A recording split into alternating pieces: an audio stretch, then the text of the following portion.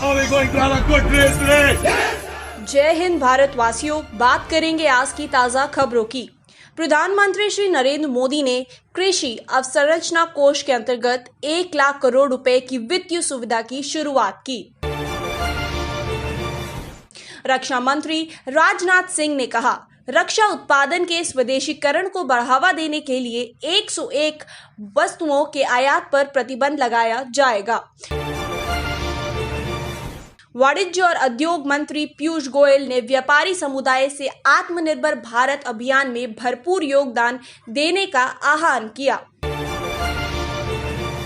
पाकिस्तानी सेना ने एक बार फिर से संघर्ष विराम का उल्लंघन करते हुए नियंत्रण रेखा के पास अंधाधुंध गोलाबारी की। बिहार में बाढ़ का प्रकोप जारी, 16 जिलों में 75 लाख लोग बाढ़ की चपेट में। भारतीय हॉकी टीम के खिलाड़ियों कप्तान मनप्रीत सिंह, सुरेंद्र सिंह, जसकरण सिंह और वरुण कुमार में कोविड संक्रमण की पुष्टि।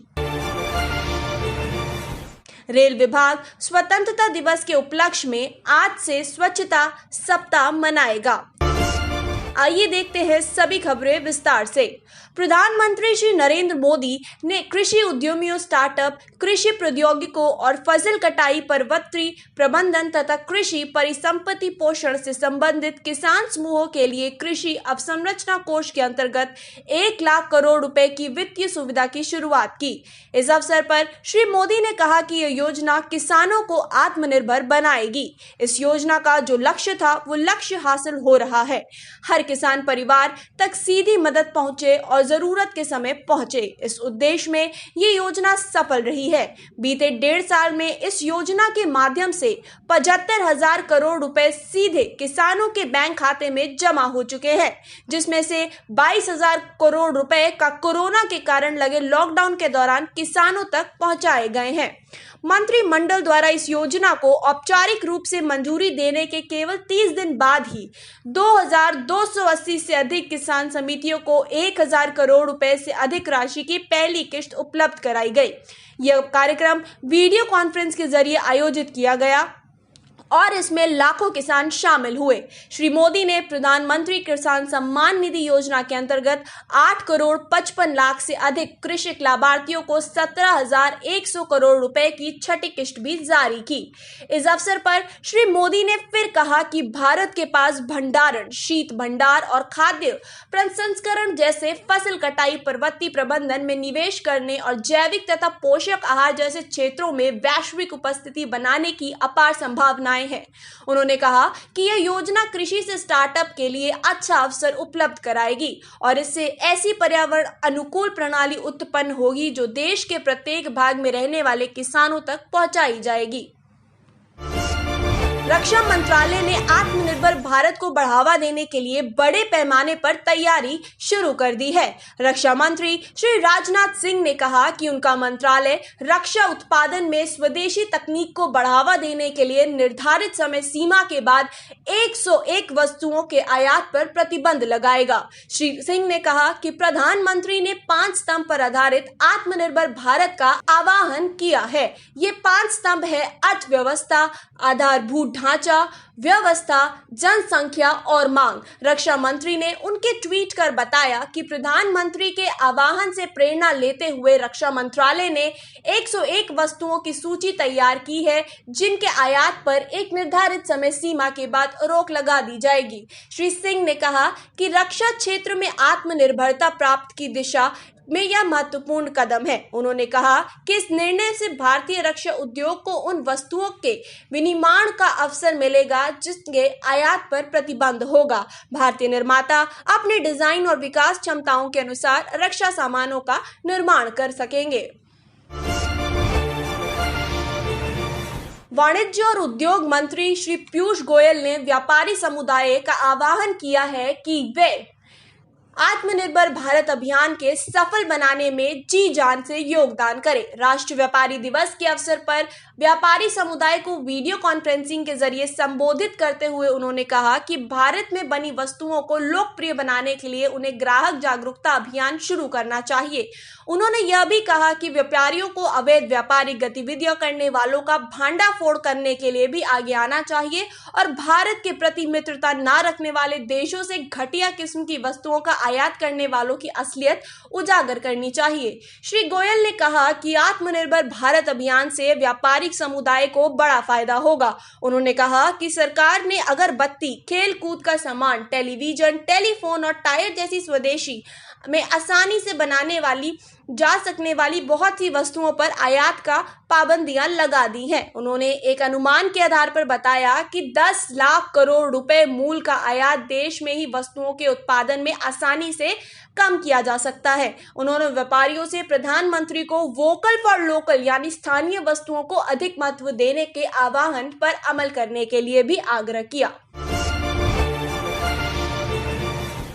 पाकिस्तानी सेना ने एक बार फिर से संघर्ष विराम का उल्लंघन करते हुए शाम को जम्मू कश्मीर 9 अगस्त को पुंछ जिले में शाहपुर किरनी और कृष्णा घाटी सेक्टर में नियंत्रण रेखा के पास अंधाधुंध गोलाबारी की। रक्षा प्रवक्ता कर्नल दविंदर आनंद ने बताया कि पाकिस्तानी सैनिकों ने शाम 5:50 पर मोर्टार से कई गोले दागे और छोटे हथियारों से गोलाबारी की।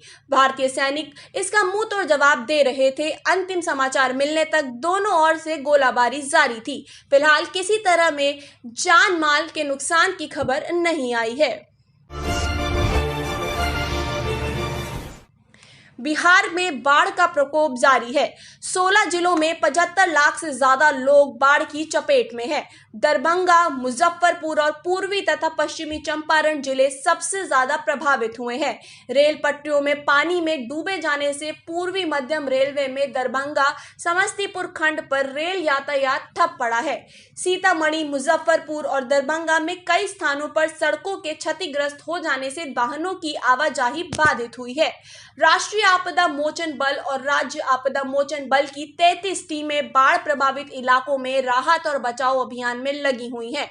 अब तक 5 लाख से अधिक लोगों को सुरक्षित स्थानों पर पहुंचाया गया है। करीब 12,000 लोग राहत शिविरों में शरण लिए हुए हैं। बागमती, बूढ़ी गंडक, कोसी और अधवारा समूह की नदियां खतरे के निशान से ऊपर बह रही हैं। इस बीच मौसम विभाग ने उत्तरी बिहार में हल्की से तेज बारिश होने की चेतावनी दी है। भारतीय हॉकी टीम के खिलाड़ी कप्तान मनप्रीत सिंह, सुरेंद्र सिंह, जसकरण सिंह और वरुण कुमार में कोविड संक्रमण की पुष्टि हुई है। भारतीय खेल प्राधिकरण मंगलूर के परिसर में रह रहे सभी खिलाड़ी क्वारंटीन में हैं और उनका जांच परिणाम अभी आना है। ये खिलाड़ी 1 महीने के अंतराल के बाद बेंगलुरु में राष्ट्रीय हॉकी शिविर में वापस आए थे। यह शिविर खेल प्राधिकरण के राष्ट्रीय उत्कृष्टता केंद्र में चल रहा है। 10 एथलीटों की भी RT-PCR जांच कराई गई है। इन एथलीटों ने अन्य खिलाड़ियों के साथ यात्रा की थी। क्वारंटीन में रखे गए एथलीट शिविर के अन्य एथलीटों के साथ संपर्क में नहीं आए और यह सुनिश्चित हो गया कि परिसर में संक्रमण नहीं फैला है। रेल विभाग स्वतंत्रता दिवस के उपलक्ष्य में आज 10 अगस्त से स्वच्छता सप्ताह मनाया जाएगा। सप्ताह के दौरान विशेष सभी सफाई अभियान चलाए जाएंगे और रेल लाइनों, स्टेशनों, कार्यालयों, आवासीय बस्तियों, कार्यस्थलों और स्टेशनों के आसपास के इलाकों में विशेष ध्यान दिया जाएगा। रेल मंत्रालय ने कहा कि रेल लाइनों पर बिखरे प्लास्टिक कचरे को विशेष तौर पर हटाया जाएगा। चूंकि रेल लाइनों पर यात्री रेलगाड़ियों की संख्या कम है, इसलिए यह समय का उपयोग रेल लाइनों को साफ करने में किया जाएगा। मंत्रालय ने कहा कि स्टेशन, रेलगाड़ी, शौचालय और नालियां की सफाई पर विशेष ध्यान दिया जाएगा। इस दौरान एक जागरूकता अभियान भी चलाया जाएगा जिसमें रेलवे के कर्मचारी यात्रियों से रेलगाड़ी, स्टेशन और रेल लाइनों को साफ रखने के लिए अनुरोध करेंगे। आइए देखते हैं अब ताजा खबरें कोरोना वायरस की पूरे विश्व और भारत की। विश्व में 2 करोड़ से पार हो चुके हैं कोरोना वायरस के मामले, वही मृत्यु 7 लाख से ज्यादा लोगों की हो चुकी है। बात करें रिकवरी की तो 1.2 करोड़ से ज्यादा लोग विश्व भर में अभी तक रिकवर हो चुके हैं। आइए बात करें भारत की, तो भारत में कोरोना वायरस के मामले 22 लाख से पार हो चुके हैं। वहीं मरने वालों का आंकड़ा 44,000 से पार हो चुका है। बात करें रिकवरी की, तो 15 लाख से ज्यादा लोग रिकवर हो चुके हैं। आज की खबरों में इतना ही। तब तक के लिए बने रहें डिफेंस इंडिया न्यूज के साथ। जय हिंद।